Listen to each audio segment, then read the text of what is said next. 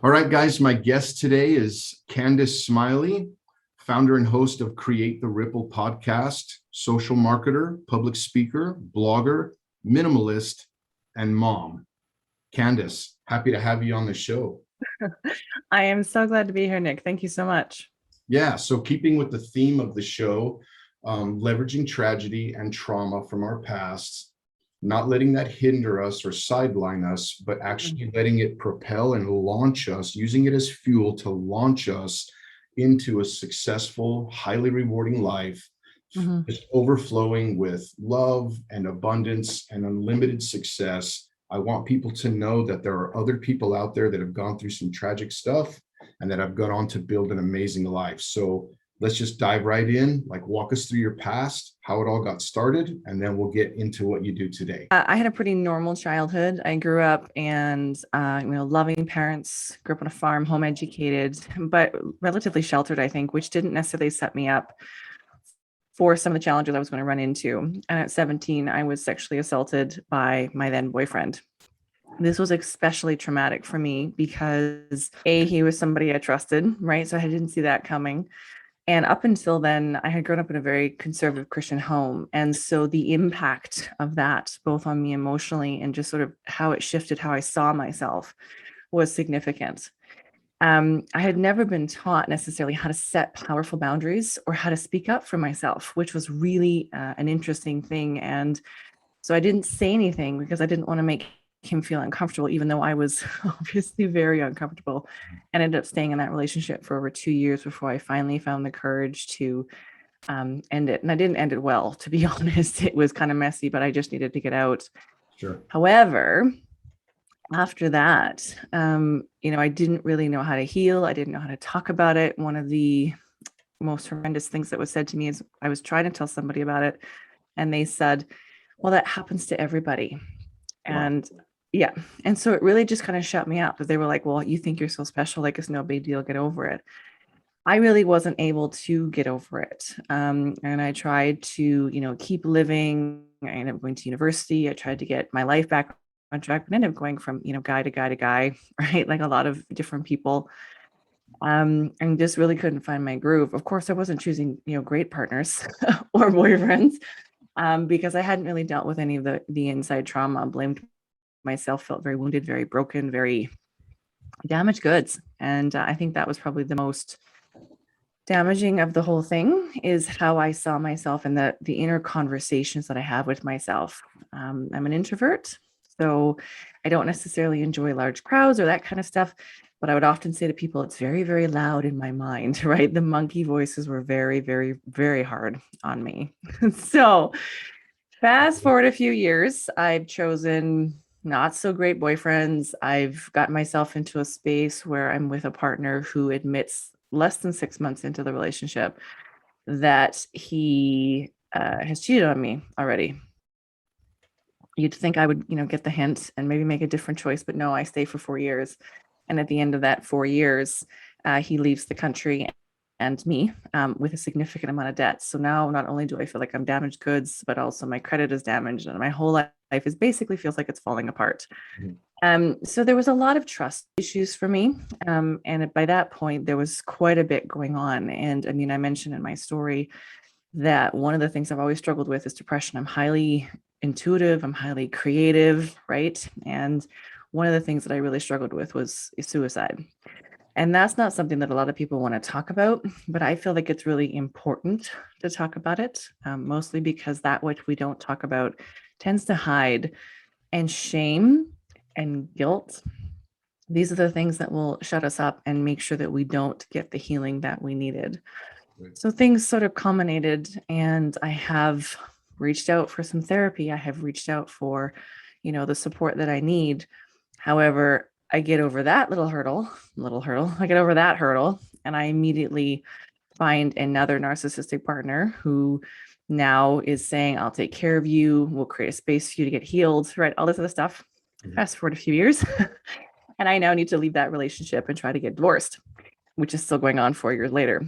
So all that to say, I didn't always necessarily end up in the right space or place. And the most powerful thing that I did for myself last year in 2020 is, as the world shut down, I finally felt like I had the time, space, and energy to stop and get some healing, like really get some healing. And to be honest with you, Nick, I felt like if I stopped running from all of the things I didn't like, all the mistakes I'd made, and actually felt all that grief, shame, all of those negative emotions, I wasn't sure that I was going to make it out the other side, to be completely honest with you.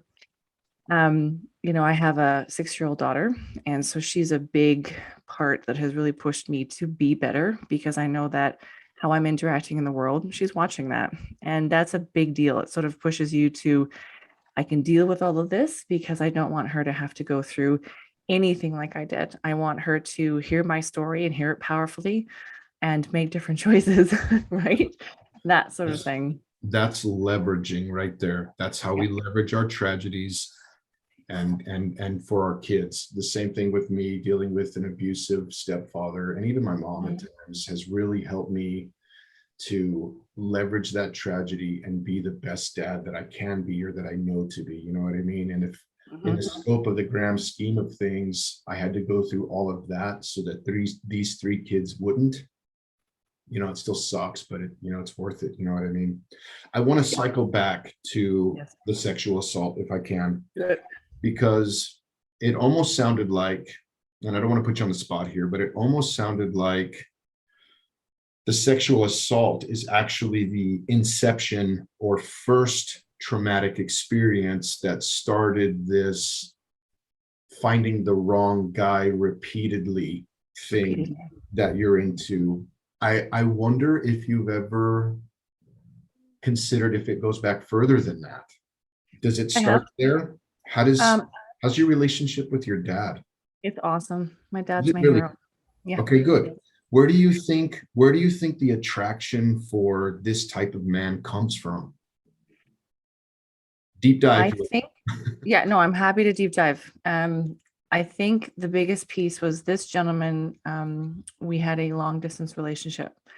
So up until this gentleman, any of the boys I had ever met knew my dad, they knew my grandpa, right? And nobody would, do anything because there was sort of that bro code, right? Like, okay, we're old school. So that was a big deal. And then when I met this gentleman, he said all the right things, but because I had only grown up in that more of a sheltered space, right?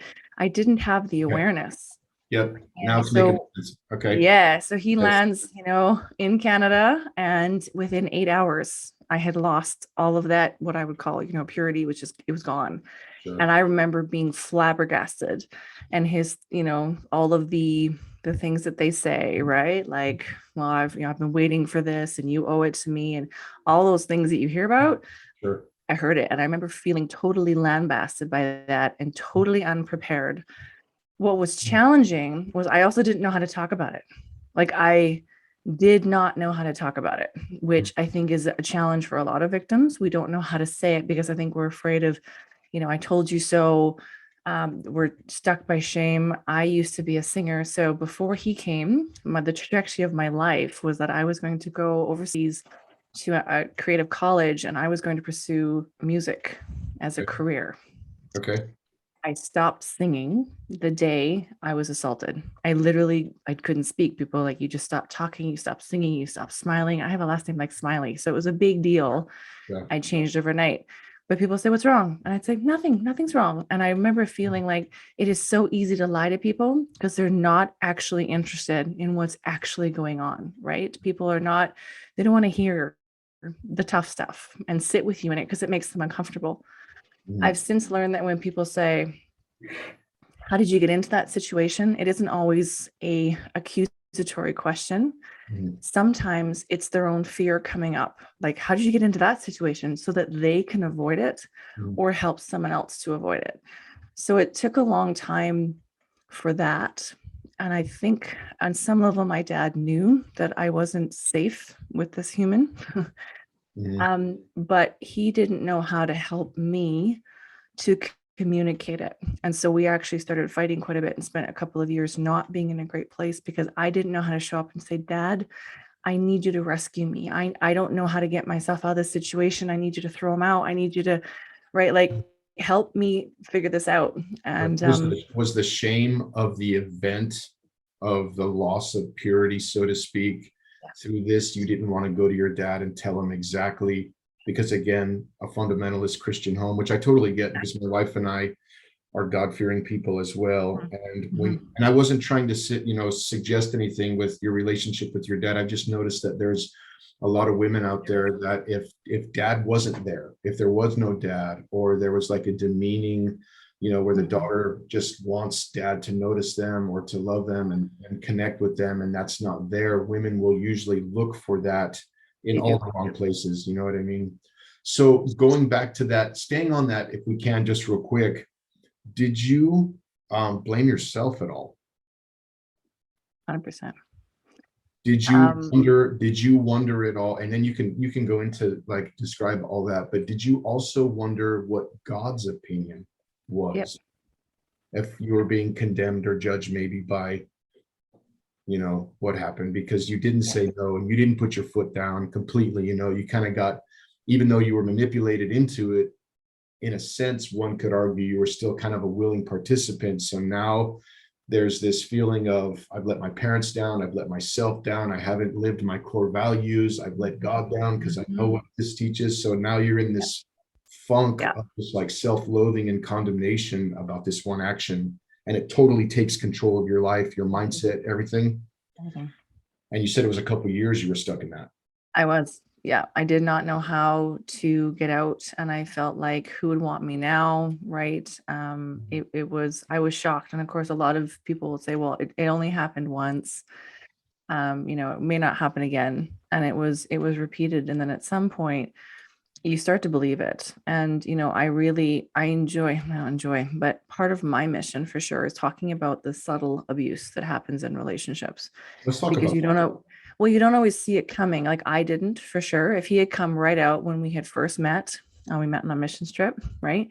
If he had come out at that point and done anything where I would have seen this coming, right? So been overly, attentive or any of these things, I would have like laid down the boundaries and been like, nope, right? I'm waiting for marriage. Like, don't even think about it.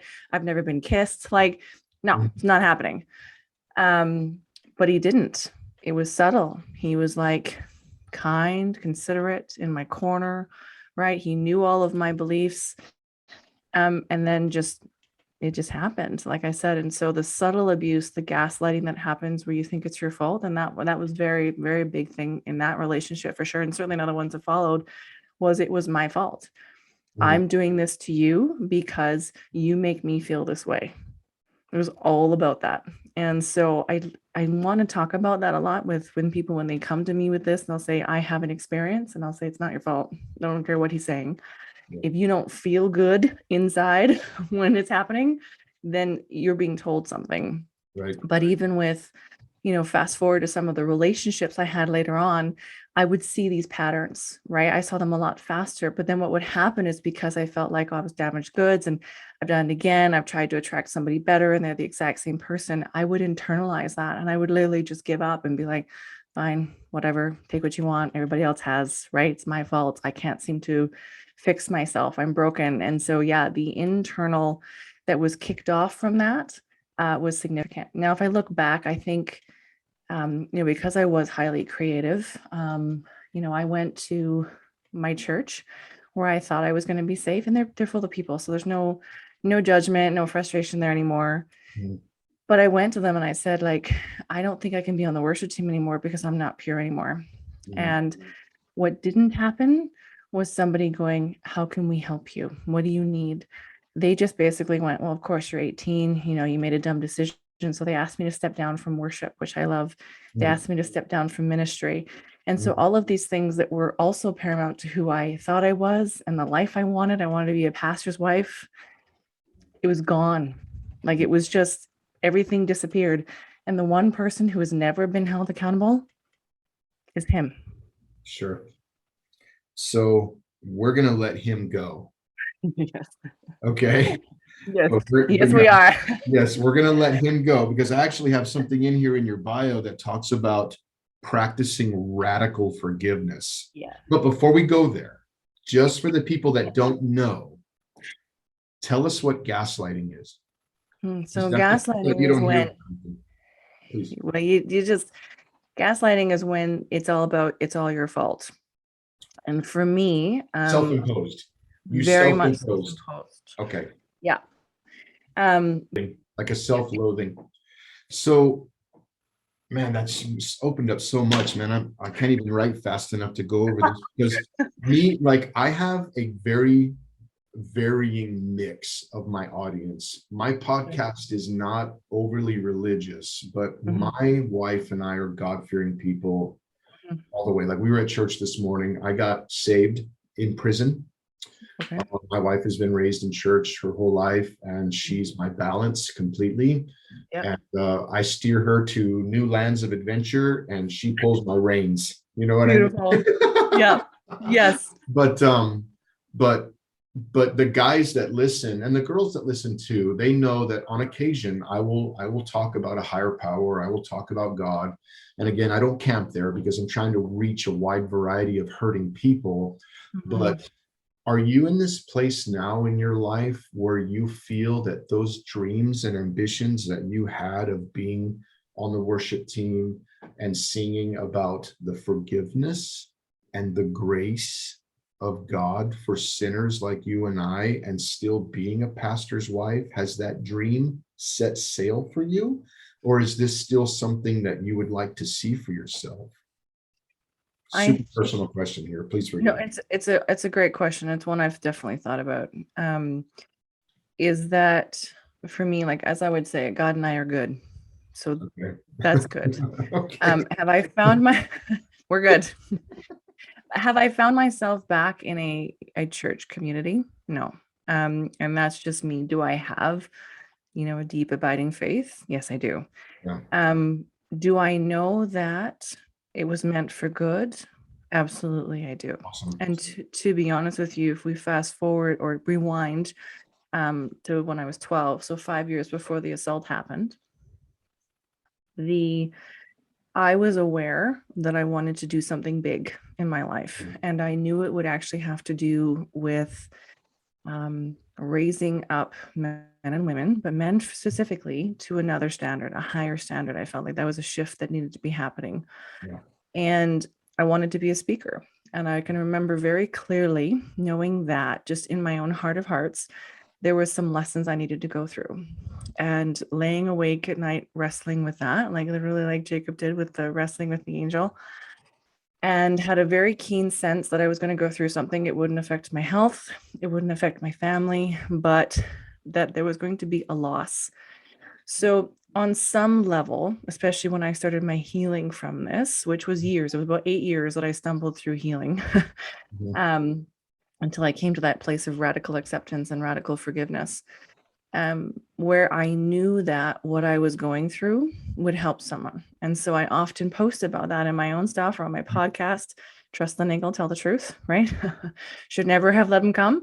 Should have learned how to tell the truth, even if it was messy. But more than that, to just come to a place, like if I look at my life now, I live a life where it's a lot in service, which I think if I really boiled down the pastor's wife, they're in service all the time. Do I lead worship? No. But all of that time I spent on stage, I now spend on stage talking about really important things, not necessarily, when you say in one particular space, but reaching as many people as I possibly can. So I think I'm doing that thing. I just didn't see it in my mind. It would have been one church, one pastor, right? One thing. Yes. And it's been much, much bigger than that. And if I think about all the way through the journey, whether it's people I met or, what didn't happen. So there was some stuff that did happen, but there's stuff that didn't happen. And I can clearly see that it's been guided the entire way through.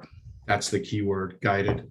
My wife and I have pastored churches in our past, and I always felt like I'm a great speaker. Whenever I would fill in for the pastor on occasion and preach, people would come to me and go, wow, man, that was really authentic. That was really cut and dry, practical, that really helped me. And I started thinking, man, maybe this is what I need to be doing. Right. So like a bulldozer, man, I pushed my way into a couple of ministry positions, and if I'm trusting the niggle and telling the truth. So Yes.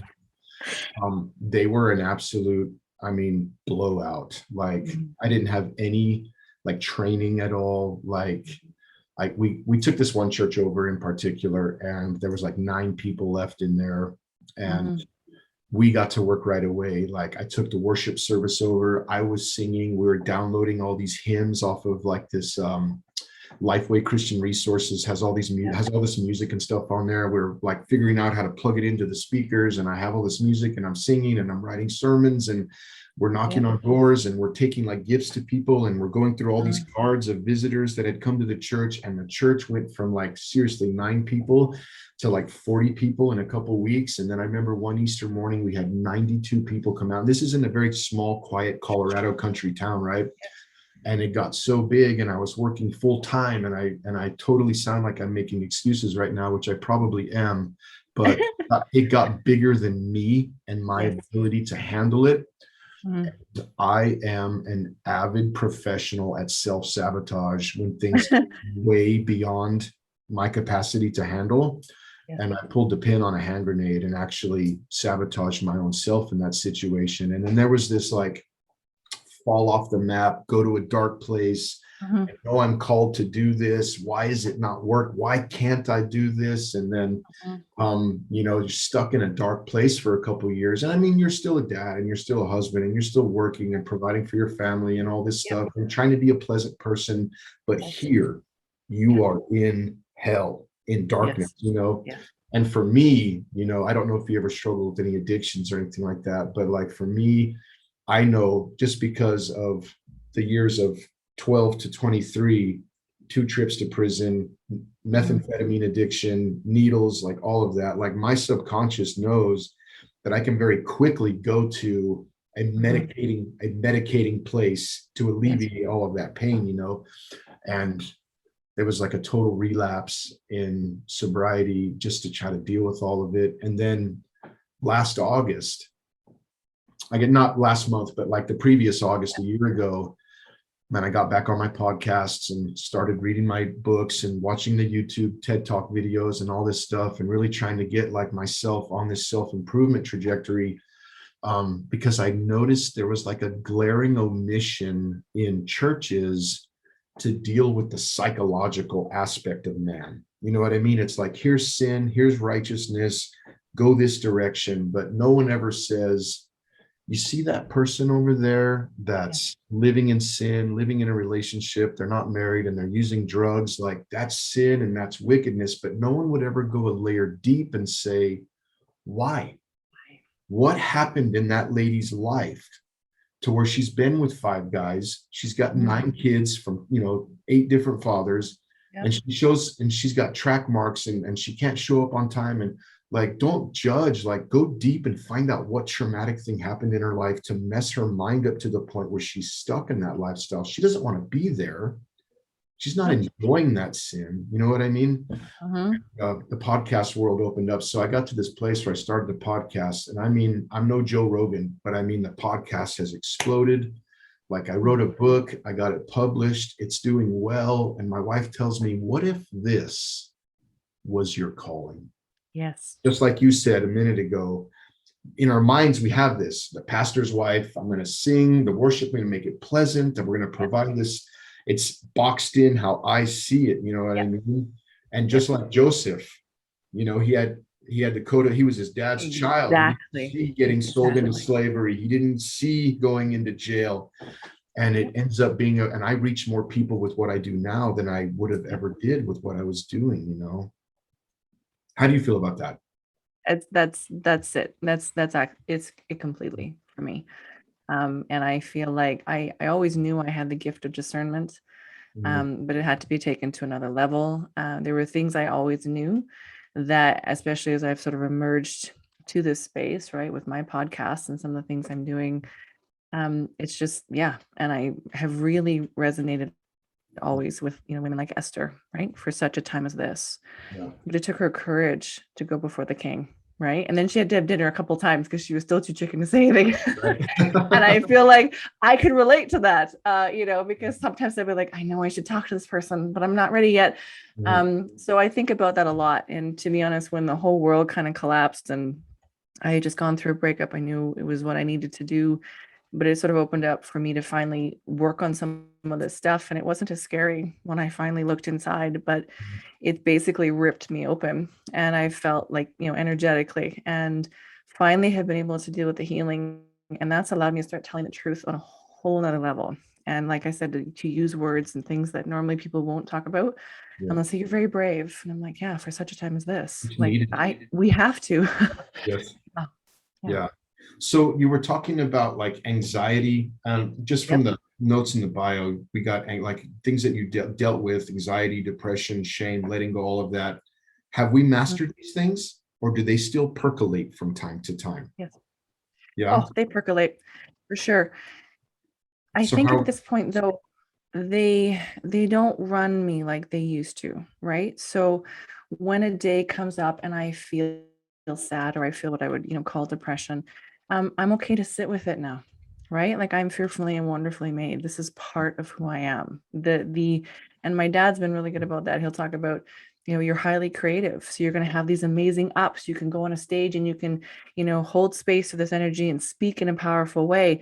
You're going to be tired and you're going to have down days, because out of those down days, that's where the stuff comes through, right? It's when I'm laying there and all of a sudden I'm like, oh, I can finally hear the voice. There it is. Okay, this is the next step. This is what I need to do. So I've come to learn that it's okay. And it's just part of how I'm wonderfully made. So rather than being afraid of it or resisting it, I sit in it. And I'm grateful for it. And I'm like, what is this going to teach me today? What is the lesson? I was running too hard, too fast, too busy. And I needed today, this week, to just be. Right? I didn't want to talk to anybody today. Why? Because I need to hear my own heart speak. Right. That's the trick. The anxiety has become when I'm out of sync with my own integrity. Like, it's like a lightning bolt. I'm so grateful for it now, but I spent so many years ignoring it and trying to deal with it, because what it was telling me time was just stop, Candice, stop and heal, stop and trying to hide this thing that you need to just talk about. And if you wear it like armor and you say, hey, today it's changed the world, right down to, let's say I have a meeting today and I wake up and I'm feeling very depressed or anxious or any of those things that normally people would just fight their way through. That's not loving me. That's not taking care of me. That's not being honest, for sure. And I have discovered, if I say, hey, today I'm struggling with depression, anxiety, you name it, whatever it feels like in that moment, people tend to come back and go, wow, I have never met someone who's so honest, transparent. And I go, well, it's not fair for you. It's not fair for me. I'd love to reschedule. Can we? And then the relationship with that person is entirely different moving forward. They're like, you'll talk about anything. I'm like, oh yeah, yesterday I wanted to kill myself. It's okay. I realized I needed to take a good long break. I needed to eat and get some sleep. I'm good today. They're like, what? And I'm like, it's not. Anyway. It's good to know there's other people out there that their minds race fast like that. One thing you said a second ago was the anxiety comes from when you're being out of sync with your own integrity. Yes. This is something that like a flashing light went off in my head just this last year. I get to this place, my depression. I don't know if I call it anxiety. Like, my mom would have anxiety attacks, when I was young, and I don't get those very often, but I'll get that feeling sometimes that I've done something wrong. I'm doing something wrong. I'm not in the moment. The hammer's fixing to come down. I don't know what I did or whatever, but then there's other depression moments, and then there's shame moments. And like you said, man, those are the three nails that we nail into the coffin of our life to keep us down. And for me, what I noticed was those three negative, toxic feelings are almost always, a direct result of me living out of sync with my core values as a man. Let me give you an example. Okay, this is really going to either kill me or help me with my podcast audience. I was like, we're getting to the good stuff now.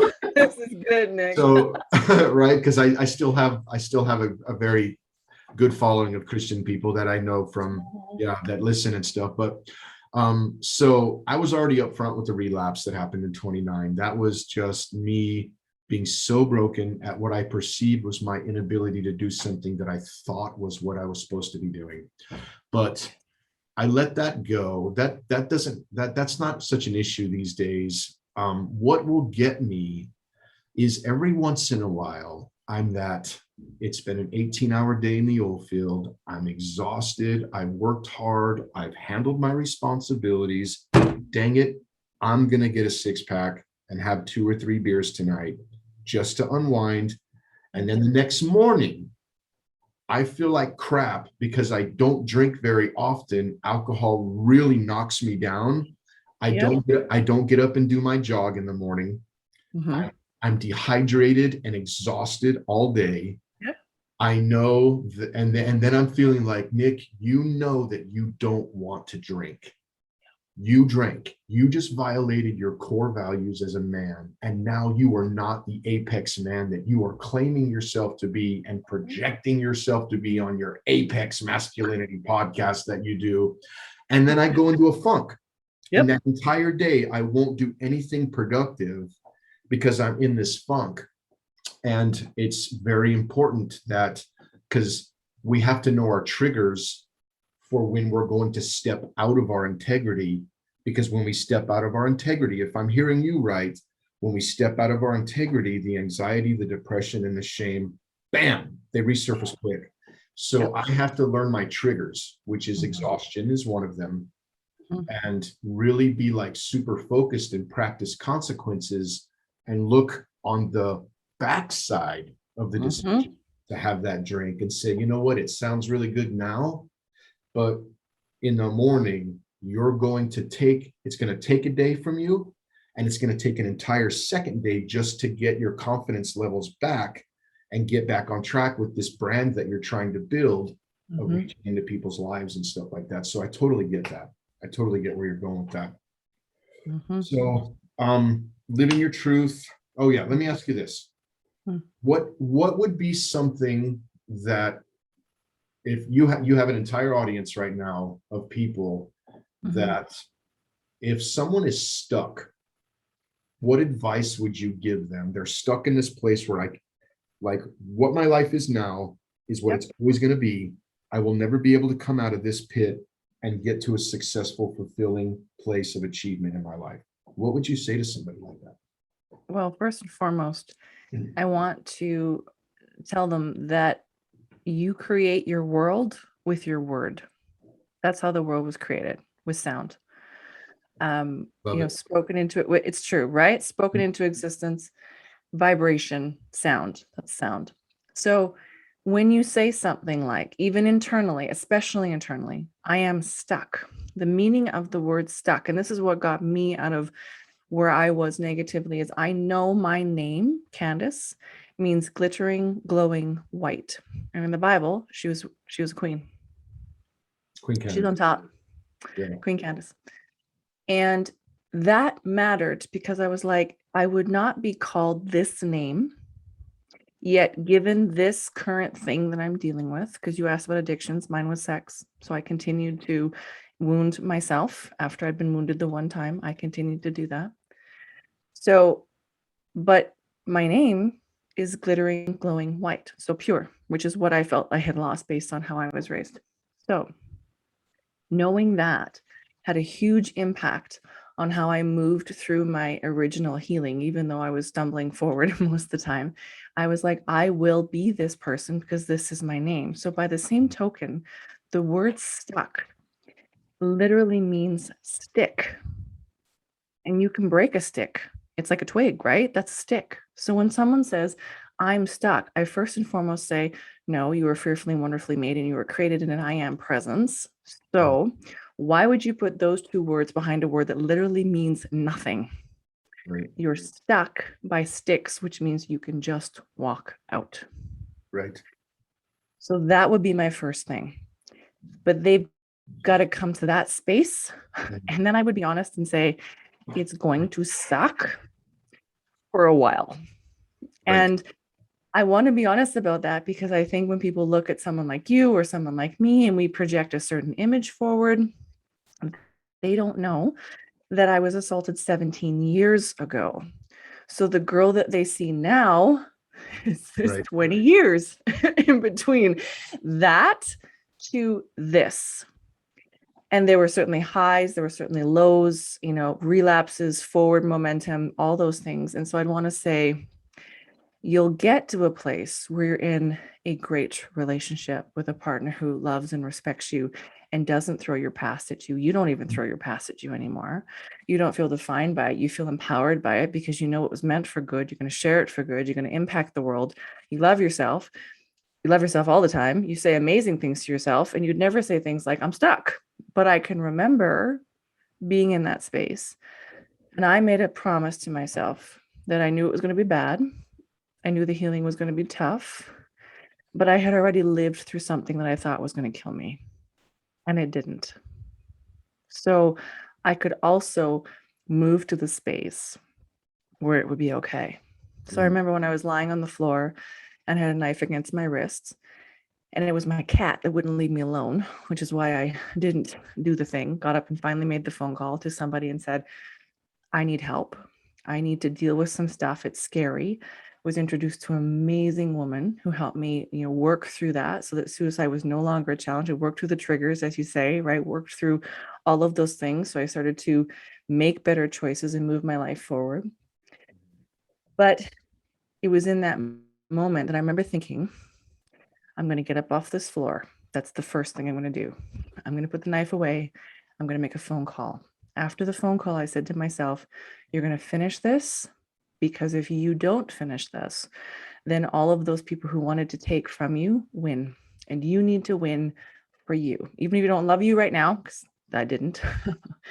And I said, one day I'm going to be happy. And I'm going to laugh a lot. And I'm going to think of that moment every time. And so when I was lying on bed, moving through all kinds of other stuff, right? All the healing, I would think, one day I'm going to laugh. One day I'm going to laugh. And I can remember the day during my healing journey where I laughed for the first time, a real one, not a fake one that you do because you're in public and somebody says something funny, but a legit laugh. And I was like, oh my gosh, I laughed. And it might have been months before I found enough, to space to laugh again. But now I'm to the point where I laugh all the time. And people are like, you think you're funny? I'm like, oh, I do. And you don't know why I think I'm funny. But I made myself to that point. So I guess I would say to the person, it's possible. It's hard, but you have already lived through a hard thing. Yeah. So do it this time for you. And please use words that are going to empower you rather than I am stuck. You can say I'm right. Just I will be free one day, whatever it needs to be. But and of course we could dive into all that kind of stuff. But that's what I would say to that person. Okay. So a couple things that I pulled out of that while you were talking. One thing I wanted to mention before I forgot, and I shared this with someone recently, going back to leveraging tragedy to building this amazing life. Someone once said that those whom God would use greatly, he must first wound deeply. You know what I mean? It's almost like you have to kind of go through some of this really traumatic and heartbreaking stuff, but the danger is to not get stuck there, but to kind of latch on to that love that exists all around us, and it's above us, it's around us, and really just believe that no matter what's happened in your life, like there is a power of love that is cheering us on every day to get up. It doesn't judge us. It's not shaking its finger at us. It's not saying you did this yesterday. I mean, there are days when I'll have an epic blowout, and then if I'm not careful, like that voice, that self-sabotaging, self-limiting, condemning, loathsome voice. I tell my guys on Apex Masculinity, there are two men living inside each of us. Both of them are hell-bent for domination and control. The one that you feed will live. And we're going to go into the feeding the right man thing, but to not get stuck in this place of, because I did this, or I was a part of this, or I suffered this, I am now officially condemned and forever doomed to be stuck. But actually there is a power beyond all of it that is telling me clearly Yes. Come up and come out of this. Three things that you mentioned when you were talking about making that phone call when the cat was your only support pillar at the time. Yeah, pretty much. You got up and you made the phone call. What I'm seeing there is an immediate realization, a wake-up call, the awakening moment where you need help. And with that one phone call, you were able to get someone in your life that changed your network. Your network associations just changed, because now, rather than staying by yourself and not sharing this, or sharing it with a few people and not getting any support, you finally connected with the right person that you were able to get some support and help from. Who was that person, and how did that go? Well, I made the phone call. I mean, there's lots of phone calls, right? Like if I do an episode like this, I'll post, there's one in your area. So I made the phone call and I got introduced to a psychologist who was an incredible woman, just an incredible woman. And I felt an incredible amount of peace when I met her. She didn't judge me. She didn't minimize anything that had happened. And I was committed at that point to making the change. And what was interesting to me is all of the things I had been kind of doing. I already had a journaling practice. I already worked out. I already avoided alcohol. I had just moved into a new house. And so since my challenge was always having the wrong men around me, then I had made myself a person. I bought a really cute condo. It was awesome. It felt like I was a princess in a castle, just the way this condo was. And I made myself a promise. If I was going to fall off the wagon and I was going to be with someone I would hate myself in the morning for, I was not going to do it at my apartment. I would go to their house. And I would go home. That was my rule. Okay. It was a great rule because I had started to set up boundaries, even though I was falling off the wagon. At least I could come home and cry and hate myself at home, right? But so there was one space. I had got a cat because I didn't trust myself to be alone, who ended up being a really good decision because obviously, she wouldn't let me. She saved your life. She did.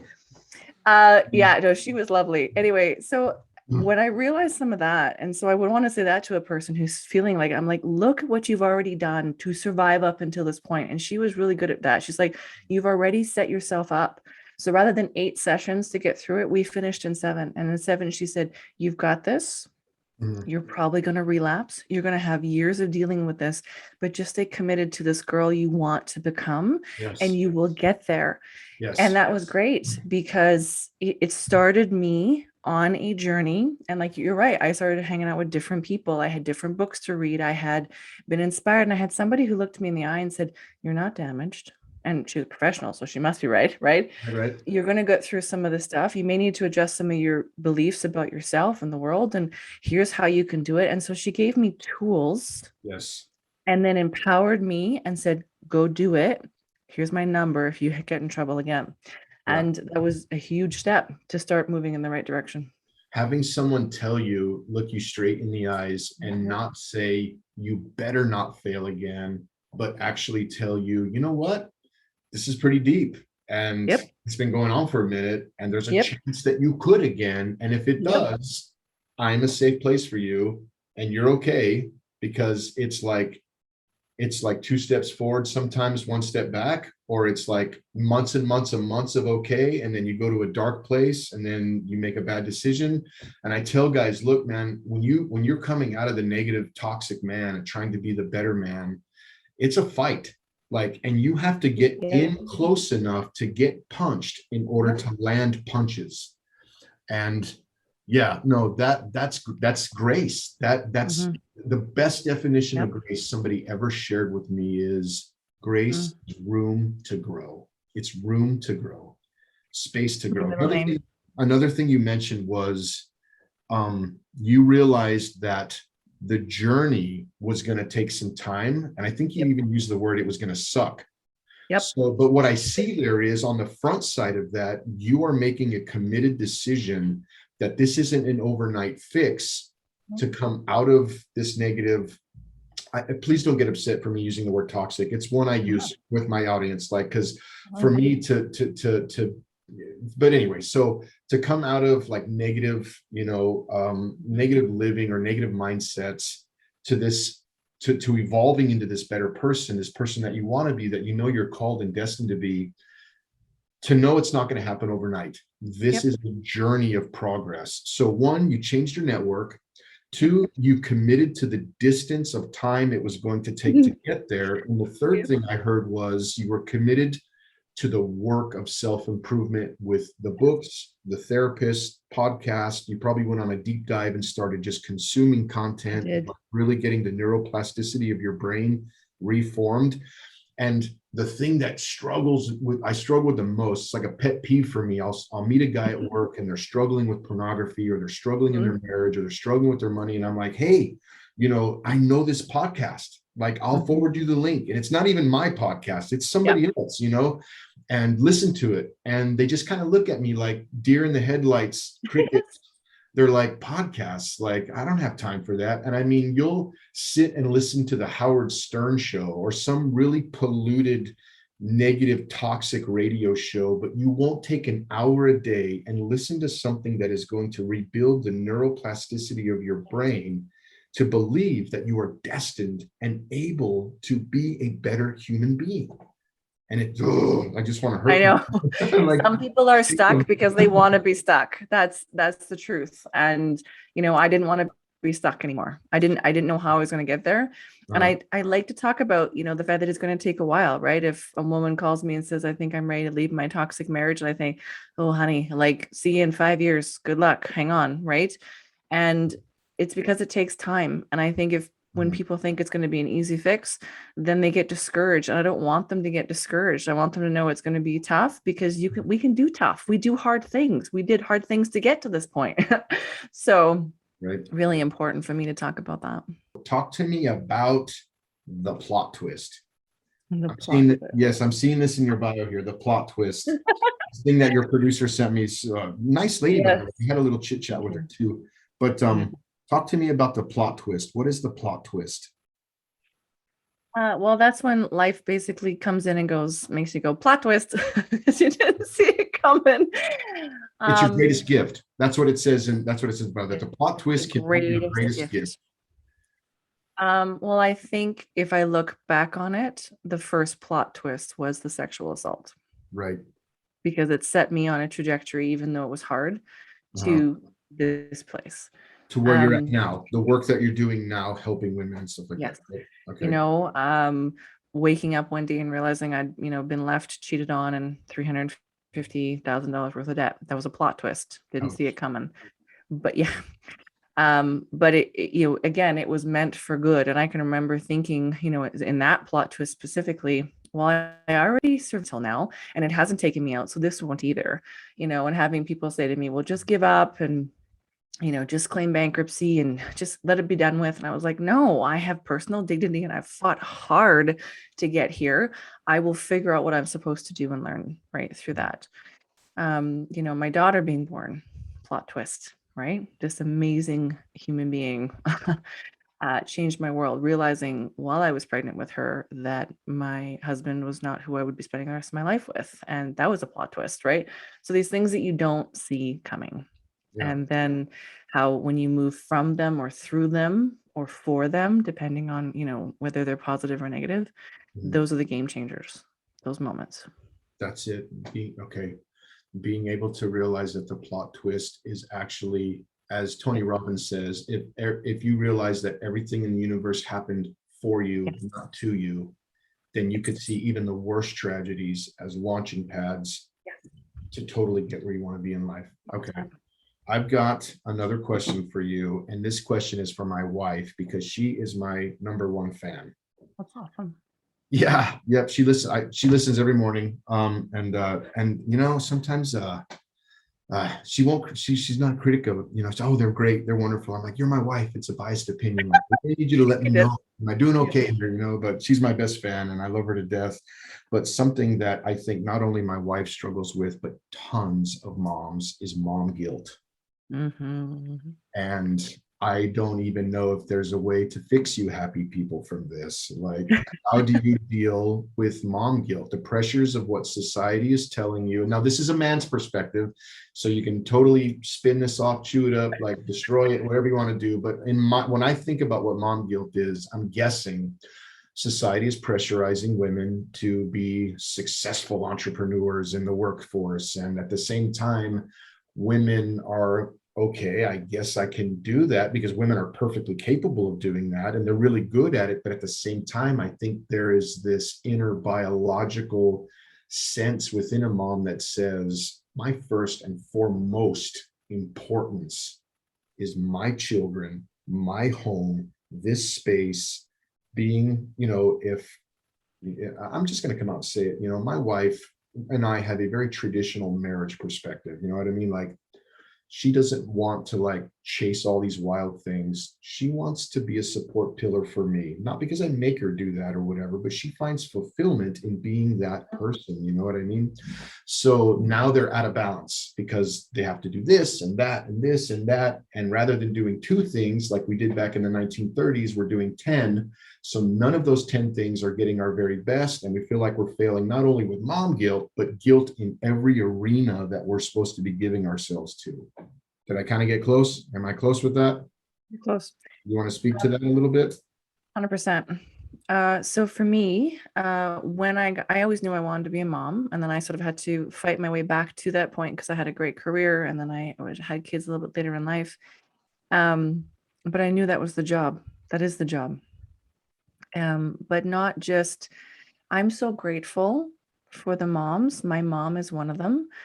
Mom, it's all she wants to do is like raise babies, be present. And I recognize that I have been called to speak, but I also feel called to be a mom, which I remember the day after my daughter was born, I thought all of these big dreams and callings would just disappear and like fade away, and I would get to be a mom. Nope. I remember waking up and thinking, I'm tired, I'm sore, I'm exhausted. Sound like my wife. And I still want to create and speak and do all of these things. None of that went away. In fact, I would look at her and think, I need to do better. I will do better. I will be more honest, more authentic, more real for her, which was a little bit challenging to come to a place of peace with in my own mind and my heart, because some moms, the ones that are the earth mom, they want to stay home and keep so much respect for them. I think I would personally go a little bit crazy. Not my calling. Yeah. However, I love that I can pick up the phone and call my mom and she's like, yep. And it's this space. I think it's about community. I think it's about, really recognizing that. And also for me, learning to say, for me, there's more. But I look at my daughter and she has a big mission. I know that. Like, as soon as she was conceived, I was tired. I remember thinking, wow, you're a game changer. And I need to live in a way that shows what's possible. Sure. Well, I can't play small. I can't play shy. I need to go and do those things. However, I've also been sort of smashing through a lot of the, sort of ideas. I've taken her with me. She's been to conferences. She's been to more countries in the world than other people. I've spoken with her on my hip, and people are like, you're going to go and do that. And I'm like, yes, I am empowered to show you, you do not have to give up on your dreams, whether that's being at home, then go be home, honey. Like, that's cool. Or being up on stage. And one of the first times I told my story about the sexual assault, my daughter was on stage holding my hand. How old was she? 3. Is that okay? Okay. And obviously I used words that were appropriate. And I said, you'll need to read the entire story. But when I was 17, something that was very precious was taken from me by a boyfriend. And she just stood there and she held my hand. And I said, but you want to know why I'm talking about it now? This little person. Because more people need to hear about it more. And we went into this whole story, and she was like so happy just to be there. And that's when I really realized I don't need to separate the two. For me, she needs to be fully present. But if I think about if I'm living in full integrity, the fact that I'm a mom is part of my mission. So I can look at another mom and go, you have a mission? Great. Take them with you. Yeah. I love it. You for a reason. Like, that's your kid for a reason. They have a mission that's going to be included in what you've been called to do. So trust that. And move forward. My wife and I had a discussion several years back, and I think she's completely in alignment with what you had said. Like she wanted to be a mom and stay home, provide this very safe and nurturing place, but Mhm. she's a very, busy-minded person, and she found herself extremely like bored, and she almost felt guilty of the fact that she was bored being a homemaker. Like, is this acceptable to say that, like, I'm feeling bored to be a stay-at-home mom? So we got to thinking and decided that she would go back to school and she would get a teaching degree. So she got her degree 2 years ago, and now she gets to teach. She teaches at a Christian private school. She's got a Cool. snotty nosed little first graders that she's got to teach how to read and stuff, and she and it's taxing. She's tired a lot. It's like she tells me, how you feel after you preach for an hour or do a podcast for an hour, how you're exhausted. Try doing that for 8 hours a day. You know what I mean? And I'm like, okay, I get it. So she's tired, but she gets to come home, and we race through all the night routine, the homework, the baths, the showers, the dinner, all that stuff. And connection time is very low during the week, and we try to make up for it on the weekends and stuff like that. But then summer comes, bam. And she gets to be a mom all summer long, where if she would have chosen another career field, business administration or something where she's got to be there all the time, she wouldn't get that. So we really feel like we got a good deal. Like, we figured out a way to get the best of both worlds. By the end of the school year, she's exhausted, she's ready for a break. By the end of summer, she's exhausted staying home, like For a break. Yeah.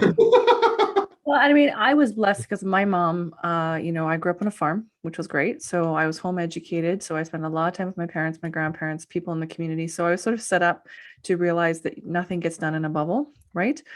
Harvest time, if somebody still had grain on the ground and snow was coming, you just went over and helped. Like, it was just part of it. So calling for me to say, hey, I got a meeting that's popped up, I need someone to come, watch an hour. It's just part of it.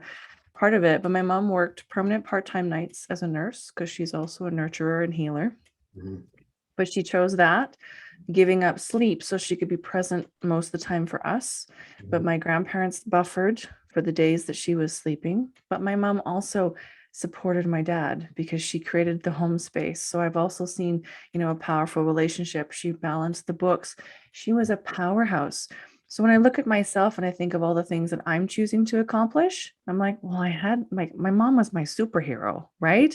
Like, my dad was the protector, my mom was a superhero. And that's the kind of life I want for Anara, where she goes, how much impact did my mom's, grit have on how I chose to move through the challenges that I've been through, right? So I think a lot of times when we get stuck in that mom guilt, we might miss the bigger lesson. And it's just like you say, for you and your wife, finding that space that works and then being okay with it.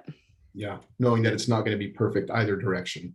Nope. You just make the best of it and they're okay with it. And the kids, and that goes back to that over caring kind of thing. Like, the generations are different than they were. Like, back when I was, like, I tell my kids sometimes, like, they'll say something and I'll be like, do you realize that if I would have said that to my mom or dad, I'd be looking for my teeth on the ground? You know what I mean? And I'm letting my kids get away with bloody murder sometimes because I'm so overly not wanting to be the guy that traumatizes my kids by being overbearing. And we don't know what we're doing, man. We're just figuring this out as we go.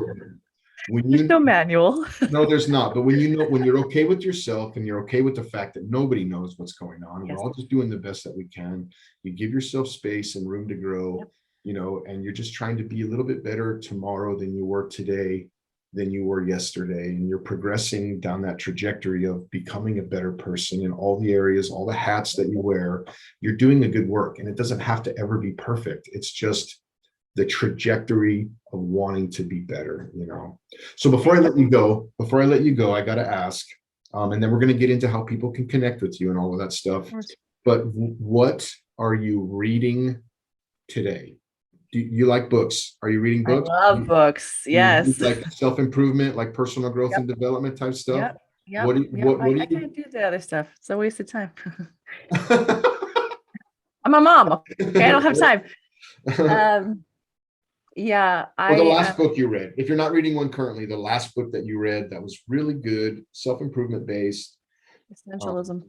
Essentialism. Okay. Yeah. Greg What's Kino. yeah? It's Part of the, just it's go ahead, please. it's like so it's sort of minimalist but a next level. Okay. And it's basically asking the question, what's important now? And stressing that most of the things that we do, pay attention to, etc., doesn't actually matter. And so for me, because I spent so many years on running, trying to run away from everything else, I had filled my life with distractions. And frankly, the world is full of distractions. Yeah. And if you look at anybody who's successful, whether it's in their marriage, right? You focus on one person, right? If their family is the priority, people prioritize.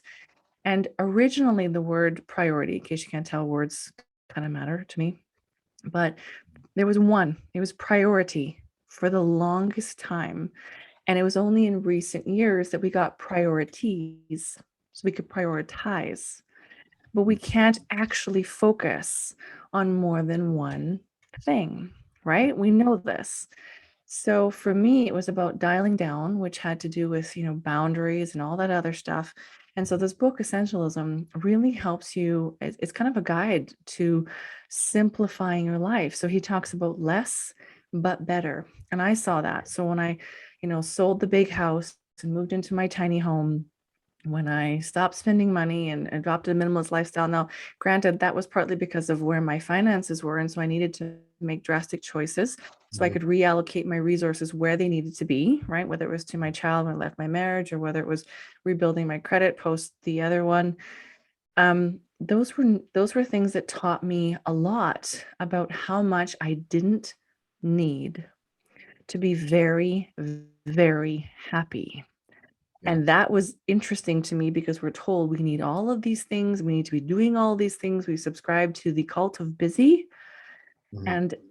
But space, like the reason books have margin, like space on the side, is because if you look at a page and there's letters that go all the way to the edge, people get anxious. You need margin, you need space in your life. Granted, you need margin, you need time. And so, like, for example, when I started to realize that I had grouped my quiet time with my kid time, rather than realizing, no, I actually need to set aside time for a nap or I need to set aside time for this, my whole world opened up and I have been able to say yes to the things I actually want to do in my life. And when you're saying yes to things you want to do in life, things that line up with you on an integrity level, then things like the depression goes away. You won't be as tired. That's what's crazy. I'm an introvert. And Mhm. so when I say yes to something that's out of alignment, I feel tired and I'm like, wow, okay, thank you.